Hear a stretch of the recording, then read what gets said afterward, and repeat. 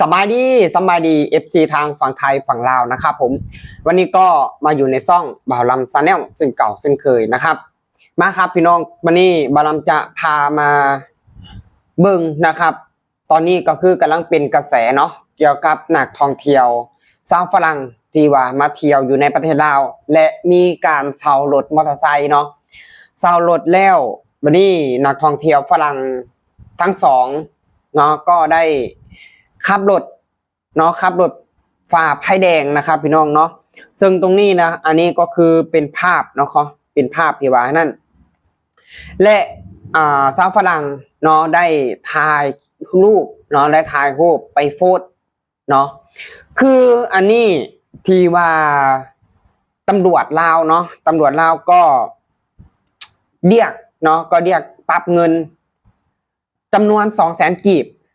คือตรงนี้นะอันดับแรกเนาะเวลาก็จะขอว่าแบบนี้หนึ่งมาเนาะก็ควรที่จะ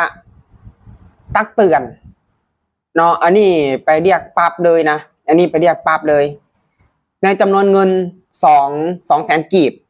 เนาะจำนวนเงินก็คือ200,000 กีบเนาะซึ่งมีเพจเนาะมีเพจหนึ่งเนาะของลาวได้เอาลงเนาะ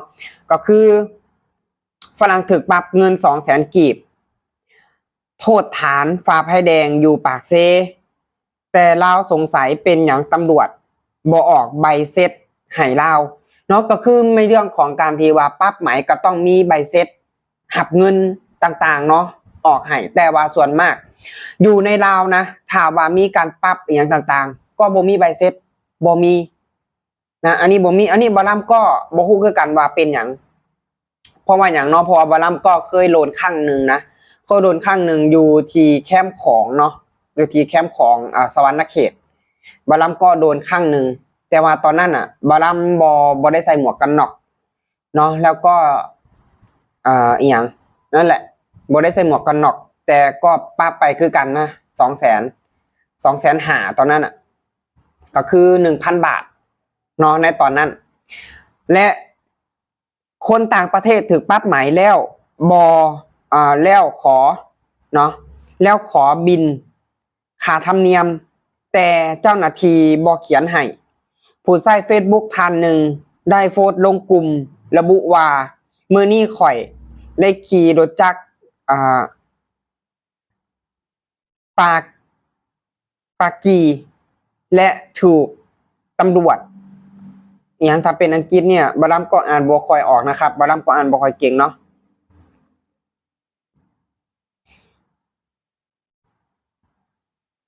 อย่างถึงตำรวจจราจรบอกหยุดและบอกว่าข่อยได้ฝ่าไฟแดงเราได้เอาใบขับขี่ของข่อยและบอกให้ข่อยตามเล่าไปป้อมยามห้านข้างทางหลังจากนั้นเราก็บอกข่อยว่าเราจะปรับไหมข่อย200,000 กีบเพราะบ่อยากโต้เถียงกับเราข่อยจึงยืนเงินให้เราจากนั้นข่อยได้ขอใบบินค่าธรรมเนียม200,000 กีบหรือใบหับเงินเราตอบว่าถ้าเจ้าอยากได้ใบหับเงินข่อยจะต้องพาเจ้าไปกักขังอยู่สถานีตำรวจโอ้อันนี้คือเป็นแบบใดพี่น้องซอยบารัมคิดเนี่ยซอยบารัมคอมเมนต์ลงมาเนี่ยนะซอยบารัมคิดเนี่ยคำนี้มันหมายถึงอย่างกับคำว่าถ้าว่าอยากได้ใบเสร็จหรือว่าใบหับเงินเนี่ยจะต้องพาเจ้าไปกักขังเนี่ยมันเป็นคำแบบใดแปลให้บารัมฟังนะครับข่อยบ่อยากถูกจับฉะนั้นข่อยจึงเอาใบอนุญาตของข่อยแดะออกไปคือเป็นอย่างซี่ล่ะเนาะอันนี้ก็คือเป็นเพจของที่ว่าเราไปโพสต์ลงเนาะเป็นเพจของสองผัวเมียชาวฝรั่งนี่นะคือบอกก่อนนะบ่ว่าจะอยู่ใส่ก็แล้วแต่ในเรื่องของกฎระเบียบเป็นเรื่องของกฎหมายเนาะถ้าว่ามีการปรับหมายก็ต้องมีบินหรือว่ามีใบเสร็จหับเงินให้อันนี้มันถึงถูกต้องตามกฎระเบียบตามกฎหมายแต่ถ้าว่าในเรื่องของถ้าว่าปรับหมายแล้วบ่มีใบเสร็จบ่มีหยังให้บ่มีอันใดยืนยัน ทุกอย่างนะถ้าว่าไปเว้ามันก็เป็นโมฆะเพราะว่าหยังบ่มีใบเสร็จบ่มีหลักฐานยืนยันนี่คือเสียบ่ล่ะว่าจังใดดีล่ะนะครับในเรื่องของกฎหมายถ้าพี่น้องผู้ใดฮู้ในเรื่องของกฎหมายก็ช่วยอธิบายให้บ่ล่ะฟังแหน่แต่ว่าในเรื่องของ1มาเนาะก็เจ้าเป็นต่างประเทศคนต่างประเทศเป็นชาวฝรั่งเนาะที่ว่าเขามาเที่ยวอยู่ในประเทศลาวก็เจ้าอาจสิบ่ฮู้ว่าจุดใดมีไฟแดงก็เจ้าก็อาจสิงงเนาะแต่ก็เจ้าก็อยากมาเที่ยวมาชม1ในเรื่องของที่แบบว่าในการตักเตือนก็บ่มีเลยถ้าว่าอันนั้นเนาะเพราะว่าก็เจ้าก็เป็นนักท่องเที่ยวในเรื่องของภาพพจน์ท่องเที่ยวเนี่ยมันเป็นสิ่งที่สำคัญที่สุดถ้าว่าเป็นแบบนี้นะถ้าว่าเป็นแบบเนี้ยบ่มีผู้ใดอยากเข้ามาเที่ยวอยู่ในประเทศลาวแน่นอนพี่น้องนะว่าลำก็งงคือกันว่าเป็นแนวใดเนาะอันนี้ก็ถ้าว่าปั๊บไหมถ้าว่าก็เจ้าอยากได้ใบเสร็จก็ควรที่จะเขียนให้แค่นั้นเองมันก็โปร่งใสต่อตัวเองเนาะมันก็โปร่งใสต่อตัวเองแล้วก็คนที่เสียเงินก็เจ้าก็จะบ่ข้องใจเนาะในเมื่อกระทำผิดแม่นบ่ล่ะมันก็โปร่งใสต่อตัวเองในเรื่องของเจ้าหน้าที่ถ้าเป็นแบบนี้โซเชียลก็ข้องใจคือกันเด้และมันเสียถึงประเทศมันเสียถึงภาพพจน์ของประเทศอันนี้วาลัมก็แบบบ่ได้ว่าสิมาติติงนะของเจ้าหน้าที่ในเรื่องของกฎระเบียบเพียงแต่วาลัมก็แค่ข้องใจแล้วก็สงสัยว่าเป็นหยังถึงบ่ออกใบเสร็จให้แค่นั้นเองเนาะถ้าว่าเจ้ากระทำความผิด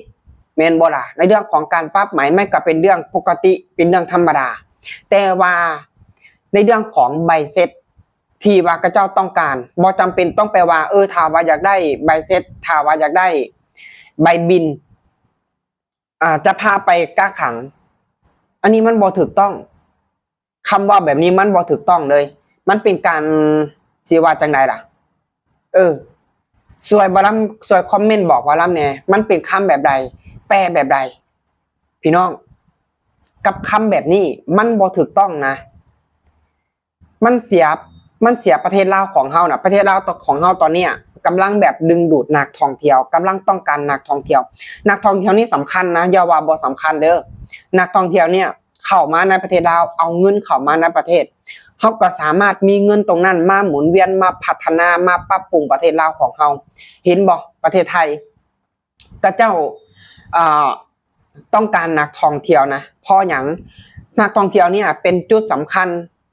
เนาะของเศรษฐกิจที่จะพาประเทศของเฮาเนี่ย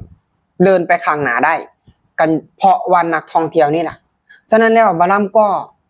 เนาะเจ้าหน้าที่ลาวของเฮาควรที่จะทำตามกฎระเบียบถ้าว่าเขาอยากได้เนาะก็เขียนให้เขาไปเลยก็แค่ใบเสร็จเฉยๆถ้าว่าเจ้าผิดกฎระเบียบลาวเฮาแท้ๆผ่าไฟแดงอีหยังก็ว่ากันไปถ้าว่าเจ้าผิดตรงนี้มันสำคัญนะเพราะว่าทุกวันเนี่ยโลกโซเชียลนะแล้วก็บ่ต้องไปนั่นอย่าไปเฮ็ดแบบนั้นอย่าไปเฮ็ดกฎระเบียบนั้นมันบ่ดีเนาะอันนี้บ่ทำกะอยากฝากถึงอีดีเนาะเพื่อความโปร่งใสต่อประเทศของเฮานั่นล่ะเนาะทุกคนก็ฮักประเทศนะทุกคนก็ฮักประเทศที่ว่าเว้าที่ออกมาเว้าวันเนี้ยบ่นำก็บ่ได้ตั้งใจที่จะแบบว่ามาโจมตีเจ้าหน้าที่ดาวหรือว่าแบบใดเนาะจุดประสงค์ของวันนี้ก็คือแบบบ่อยากให้คนอื่นมองประเทศลาวของเฮาเนี่ยเป็นบ้านป่าเมืองเถื่อนแบบบ่อยากให้คนอื่นมองว่าเจ้าหน้าที่ลาวของเฮาเนี่ยบ่ดีจังซั่นจังซี่แค่อยากให้แบบเขียนให้เขาไปเลยนะเอาง่ายๆแค่ใบเสร็จแค่ใบบินแค่เจี้ยแค่กระดาษเฉยๆเขียนไปเลยเพราะว่าเขามีความผิดอยู่แล้วถ้าว่าเขาฝ่าไฟแดง